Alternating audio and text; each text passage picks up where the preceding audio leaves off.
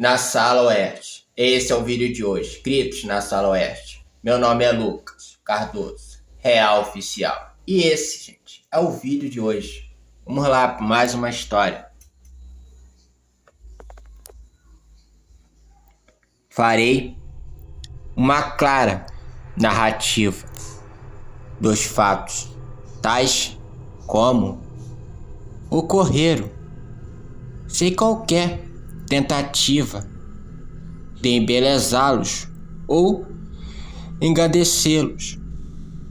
No início de 1835, meu irmão Jun ficou gravemente enfermo e, por várias semanas, sua vida esteve em risco. Uma crise chegou e passou, seguida por uma quinzena de esperança e desespero, mesclados. No final daquele período, seu estado de saúde experimentou uma tão expressiva melhora que toda a família alimentou as mais promissoras esperanças de sua recuperação, com exceção de sua mãe e tia, que continuaram muito ansiosas, enquanto os médicos não se dispuseram a dar um diagnóstico decididamente favorável. Eram entre 5 e 6 horas de uma bela noite de primavera. No final de março, o sol poente iluminava alegremente a Sala Oeste, onde 3 irmãs de Jun e seu irmão William estavam sentados, tendo acabado de deixar o pai na sala de jantar. A mãe e a tia haviam retornado ao quarto de Jun. A Sala Oeste fica ao lado da escadaria principal que vai do ralé de entrada até o centro da casa. Há um pequeno patamar na porta da Sala Oeste. Depois as escadas sobem mais um pouco até o patamar principal. Um segundo lance de escadas levava ao patamar superior, no qual estava o quarto ocupado por Jun.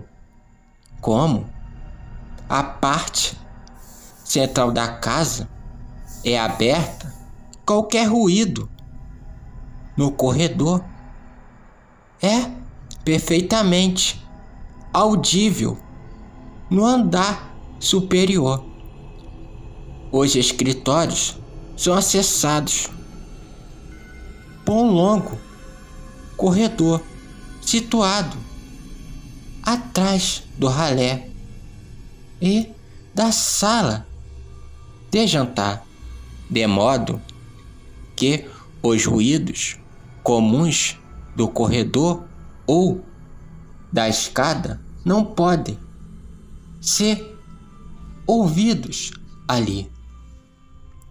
As crianças na Sala Oeste estavam bastante animadas. Não mais se preocupavam com o irmão e estavam mesmo inclinadas a pensar que os mais velhos se alarmavam desnecessariamente. Diziam entre si que o pobre, querido Johnny, depois de todo aquele reboliço, estava melhorando. Sem dúvida, era impossível mimá-lo. Ele era um garoto tão bom e muito querido. Nunca fazia alarde sobre si mesmo. Agora, a mamãe e a tia não mais acreditavam que ele morreria. Todavia, naquele mesmo dia, no jantar, a mãe chorava novamente. As crianças continuaram a falar sobre os dois médicos que cuidavam de Jun. O mais jovem dos doutores incomodaram particularmente naquele dia, quando relatou o estado do paciente ao pai, malgrado admitisse um aumento na força e no apetite. Ele acrescentou: mesmo assim, não vejo melhora. Papai disse que ele era ridiculamente inconsistente, comentou uma das crianças, e alguém disse algo que provocou uma risada geral. As risadas ainda não haviam cessado, quando um grito agudo ecoou pela sala. Era como se estivesse sido proferido por alguém parado no patamar do lado de fora da porta aberta. Houve um instante de silêncio. Depois veio um segundo grito, idêntico ao primeiro. Seguiu-se outro instante de silêncio, quebrado por um terceiro grito, ainda mais alto e prolongado que os demais, terminando em um som estridente e gorgolejante, como se alguém estivesse morrendo. As crianças na sala ficaram aterrorizadas. Nenhuma delas certamente esquecera aquele som horrível. Enquanto escrevo, ele parece ressoar em meus ouvidos. Naquele instante, a porta da sala de estar no lado oposto do corredor abriu-se. O senhor Cassen, que estivera sentado sozinho na sala, correu pelo corredor ao pé da escada. Com uma voz agitada, calmou a filha, que ele sabia está no quarto oeste. Gertrude, o que está acontecendo? Quem está gritando dessa maneira terrível? Papai respondeu: não sabemos, não era um de nós, embora parecesse bem próximo. Parecia que alguém estava em grande perigo. Disse nosso pai: vai até Grace e pergunte a ela se alguém na cozinha está bem, embora o barulho não pareça vir de lá. Gertrude partiu imediatamente e encontrou a governanta sozinha na grande sala da frente. Ela estava parada, como se estivesse escutando tudo, e declarou que ouvira claramente 3 gritos. Perguntava-se o que estava acontecendo, e embora estivesse certeza de que o som tinha vindo de mais longe do que a cozinha, correu para lá a fim de perguntar aos empregados se sabiam de alguma coisa.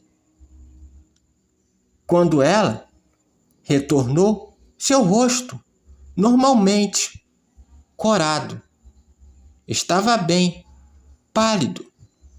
Ó, senhora Gertrude, disse ela, não há esperanças para o Sr. Jun.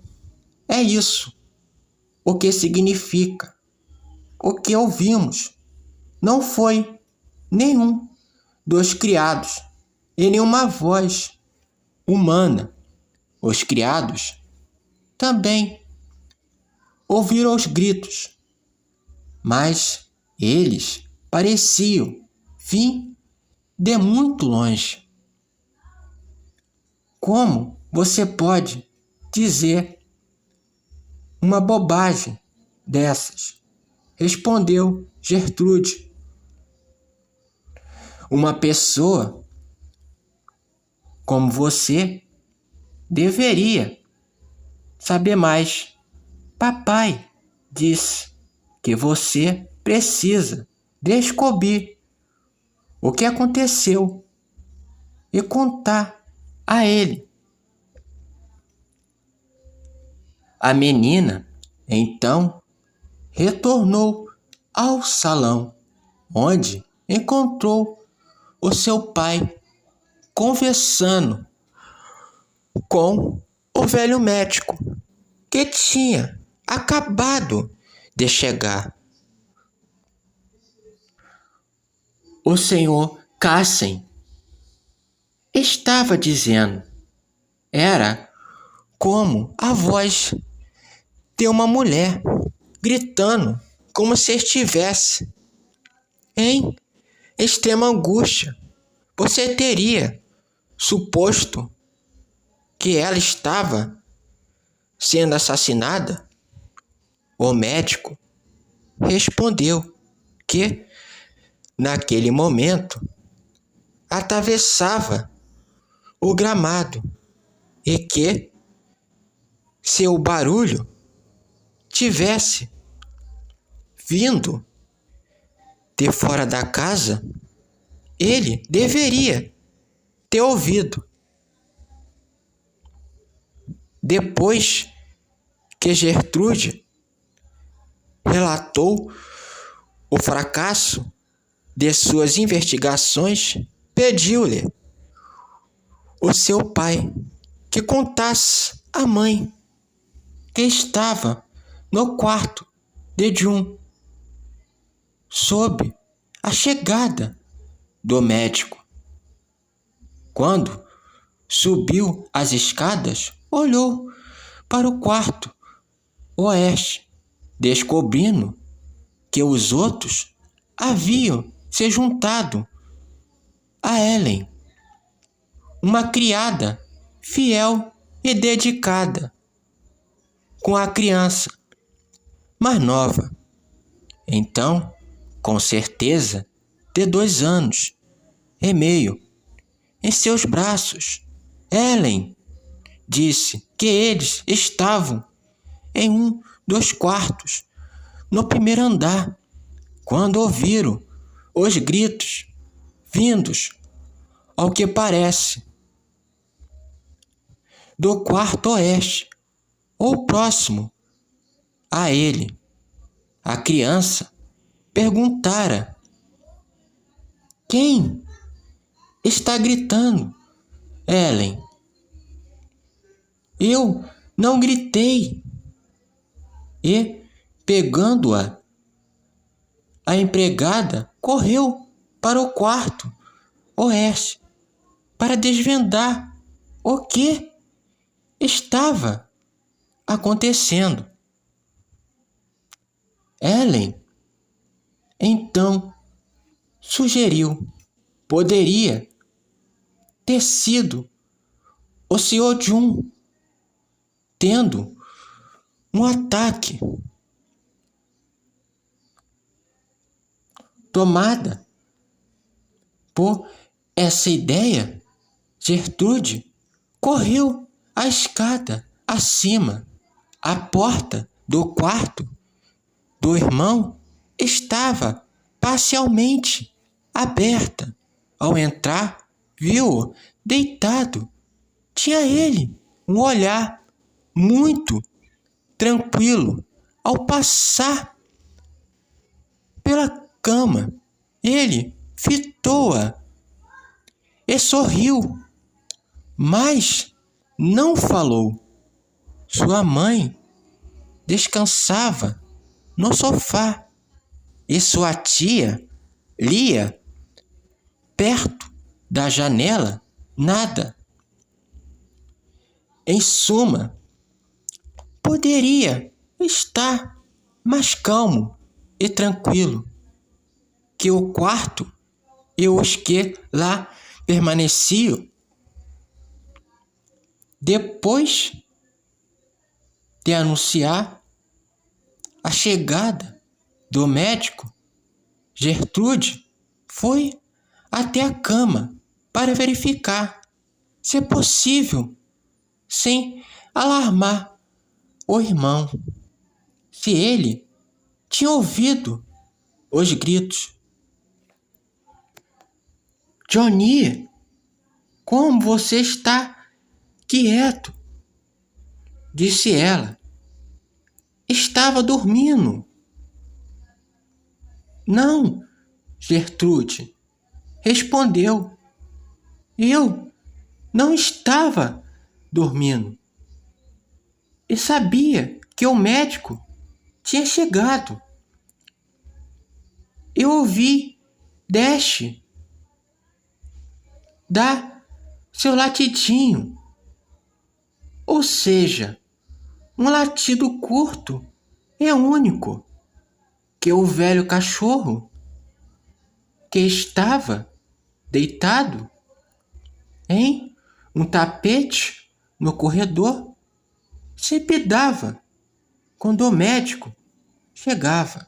Parecia então que Jun ouvira o latido, mas não os terríveis gritos que ecoaram pela casa e foram ouvidos por todos, exceto ele e aqueles que o acompanhavam. Agora, o médico subia e Gertrude, ao sair, acenou para sua tia acompanhá-la. No quarto oeste, ela narrou-lhe a experiência. A tia respondeu que no quarto de Jun tudo estivera excepcionalmente calmo naquela tarde. Ele estivera acordado, mas calado por algum tempo, e nenhum ruído incomum de qualquer espécie fora ouvido. Uma busca imediata foi feita. Todas as causas possíveis e impossíveis foram investigadas e sugeridas. Tudo, contudo, foi em vão. Nenhuma explicação foi dada ao incidente. Na manhã seguinte, o médico veio ao café da manhã, acompanhado de seu irmão, um velho clérigo que ocasionalmente visitava Jun enquanto lá estavam a governanta e o mordomo. Foram chamados e questionados sobre o resultado das investigações que, por ordens do Sr. Kenson,